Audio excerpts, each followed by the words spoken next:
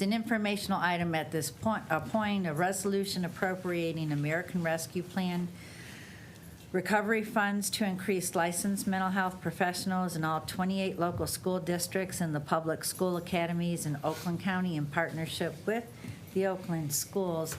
I have asked Dr. Yocum in attendance to perhaps address any questions.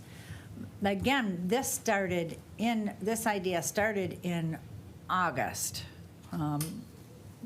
Coming out of the pandemic, a lot of our kids don't know how to learn after 2 years of virtual learning, which resulted in negative behavior in schools and the inability to learn because of the behavior. So providing access to more mental health professionals in schools to support the learning atmosphere, I think, is an important item for us. Is there anything you'd like to add about that, Dr. Yocum? No, I think the severe problems that we're facing in terms of youth mental health have been well documented. Mm-hmm. And obviously that impacts schools in a myriad of ways. But one of the things I would like to add is that schools are where students who do get mental health support typically get that support, the vast majority of them. Thank you. Chair Woodward, what's your question? I mean, I think there's three things, and I think, Chair, you are absolutely right. I think this is one of the most pressing issues that we've got to deal with. I mean, in the wake of the pandemic. So, in your estimate, from your vantage point, where is the biggest challenge?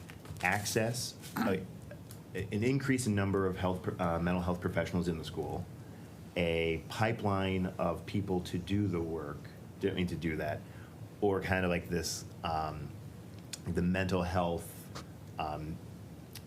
home, if you will, like to make sure that it's not just like sit down and talk to me a couple times. It's like what's the full wraparound services and needs. I mean, my sense is it's all of it, and like what's the best way to move forward to kind of achieve this objective, which I know, I mean, Chair Lubes has been leading on. I remember when I went to school and we had much more mental health professionals in the schools, social workers in the schools, than we do today. And how can we help, at least in the short term, but then like what's the 10-year plan or ideas on how to? Well, the 10-year plan, ideally, schools are where the kids are, and to create health homes in the schools is ultimately where we want to go, so that we know that every student in Oakland County has access to health services. And primarily here we're talking about mental health services. And we can do that by pulling together all of the organizations that need to partner on that in order to make that a reality. That, I think, would be the highest priority. It would take a little bit longer to do, but that's where we want to go.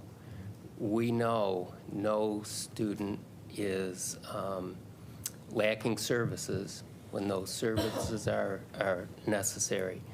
As the Commissioner has made very clear, this impacts the central mission of schooling, which is student learning. That's true with mental health, physical health. So creating those health homes is doable. We can do this in this county. I hope that's the long-term goal. Secondly, we have to fill the pipeline. This is a desperate need to find mental health professionals in order to fill the need that is out there right now. And again, that's well documented. So finding ways to impact that pipeline is critically important. And of course, it impacts the problem we're talking about here, which is getting mental health professionals into schools to provide the services necessary. So there would be some challenge with doing that, but we have to try to get mental health professionals available to students in schools now. We've noticed a significant increase in mental health concerns coming out of COVID. Well, I shouldn't say coming out of COVID, but coming back into school face-to-face as students have returned. Thank you. Commissioner Kuhn? Madam Chair, so once this passes this committee, is it going to the full board? This is information, this is the beginning process. It's taken many months to reach this point. So they wanted to put this idea out there. Each person can mull it over, ask questions, and then I would like to bring it back to this committee for a vote to go to the board. Okay, thank you very much, Madam Chair. Commissioner Nelson, followed by Commissioner Cavell. Thank you, Madam Chair. Dr. Yocum, has there been any conversations in regard to potentially looking at having curriculum be placed in? And I know that this is asking at a higher level. Obviously, you're looking at the State Department of Education. But in your experiences, especially over the past 2 years, have you been privy to any conversations in how we could take a look at adopting and bringing in a mental health curriculum? I know that there's been some pilot programs, so I'm sure you're familiar with West Bloomfield's Prepare You curriculum that they embedded in within their high school program. They piloted that. It seemed like it was amazing. They've grown from that program. But has there been any conversations, and do you think that as we do move forward that we may start to see mental health embedded in to curriculum? There have been many conversations. In fact, I was in a conversation yesterday. Let me explain it this way. There's really 3 tiers to trying to resolve this problem. At the first tier, we're gonna touch every student. We're going to provide curriculum. First of all, we're gonna create schools that are socially, emotionally, psychologically safe places. That's critically important.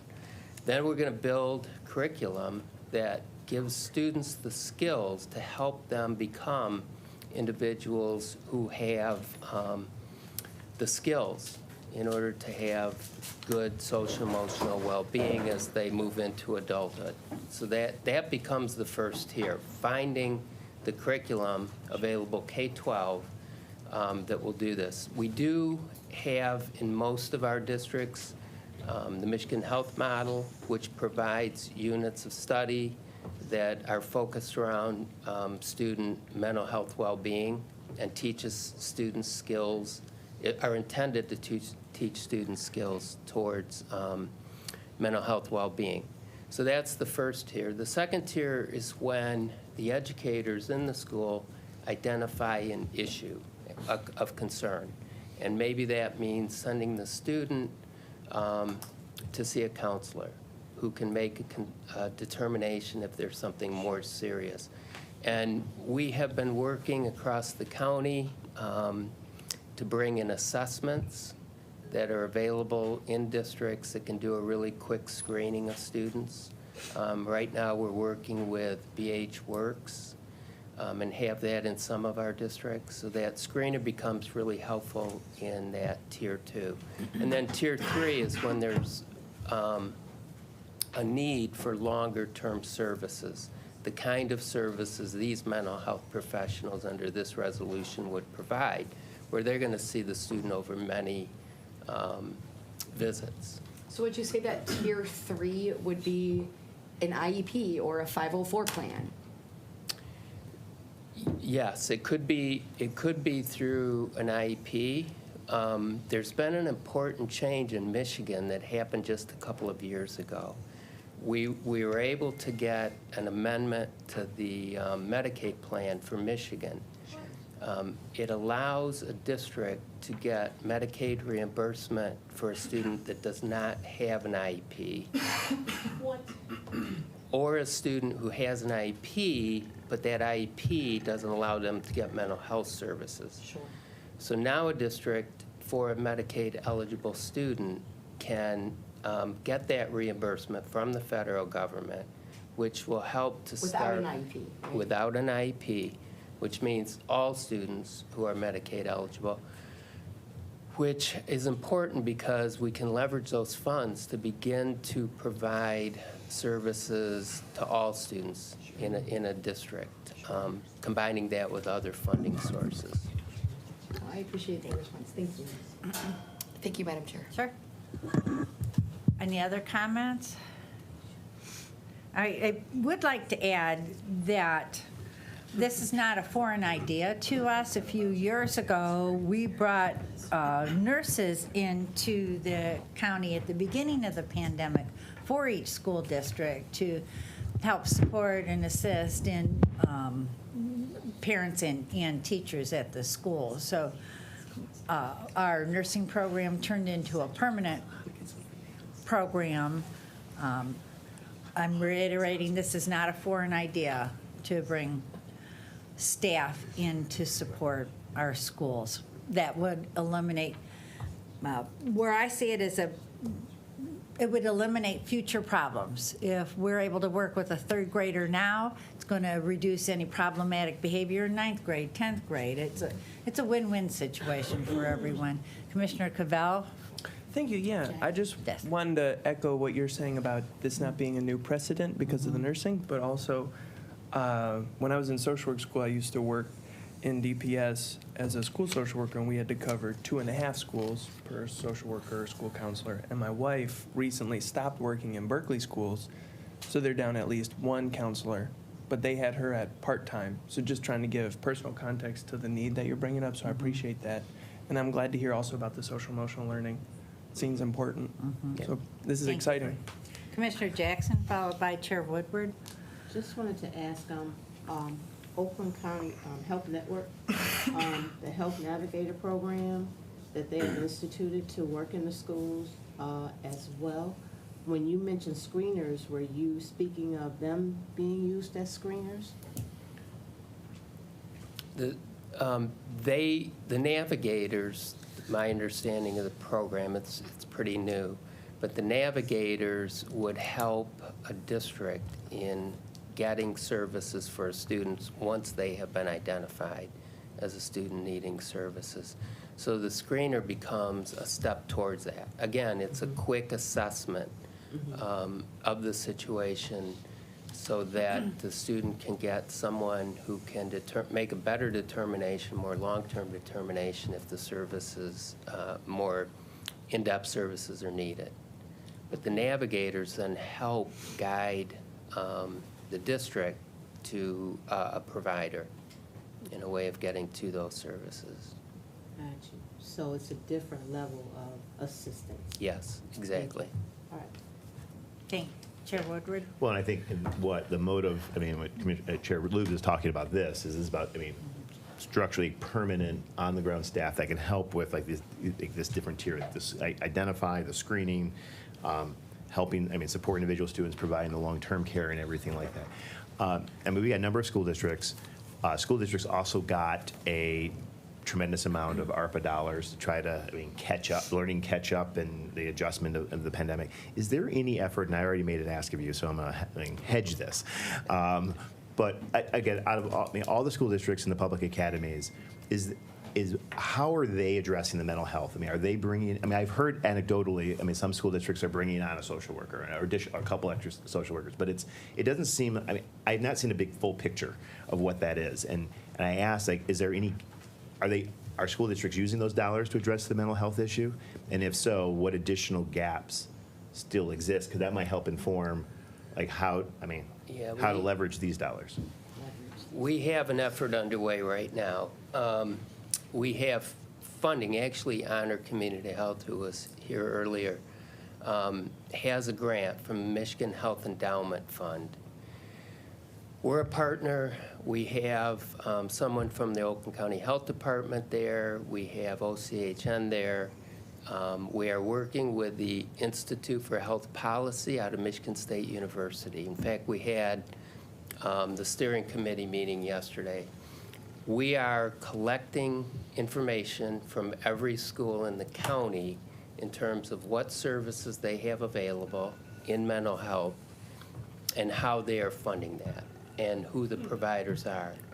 So we're hoping to expand that work to to get more information, to deepen the information, but then particularly to use that information towards what I was describing earlier, Commissioner Woodward, toward creating health homes for every student in this county. So there is an effort to get the information right now, and we've made the first pass at it. We're now going to be working with business officials at the school districts to be sure we've got all of the funding sources clearly identified. So we understand what is available, what can be leveraged, where the gaps are, and so on. Is there a timeline when all that will? 'Cause that would be very helpful, I think, to, I mean, Chair Luke's efforts to figure out, like, okay, how does this fit in with that? I mean, so not to be redundant, but helps build off it to get it off the ground. We would have the information from the business officials by the end of the school year, certainly. So we'll be able to pull that together with information we've already collected. Thank you. You are the expert. You and your staff are with our kids 8 hours a day, sometimes usually more than what parents spend with their children. So teachers have my respect and require, in my mind, support coming out of a pandemic to help our kids learn. Thank you. Thank you. Commissioner Cavell, did you have your hand up? All right. Oh, Commissioner Nelson. Yep, that's okay. Thank you, Madam Chair. Just lastly, Dr. Yocum, knowing that $3.7 billion of ARPA was designated to Michigan schools, and then obviously each county and district within each county, got a substantial sum of money this time around with the American Rescue Plan. How has our local school districts been spending that ARPA money? Like, is there a common theme, or is it like each district is pretty much separate in how they are utilizing these ARPA dollars? They are separate in determining how they're going to utilize the ARPA dollars. And I don't think all of the decisions have been made. I don't have any specific information I can give you to answer that question. I could tell you the themes you would guess around things such as school safety and student well-being are definitely high priorities in districts across the county. Excellent. Thank you, and thank you, Madam Chair. Thank you. So, thank you, Dr. Yocum. This item is on here for informational purposes. If you have any questions between now and when we bring it back to our committee, please feel free to ask in the next couple of weeks. Thank you for the time.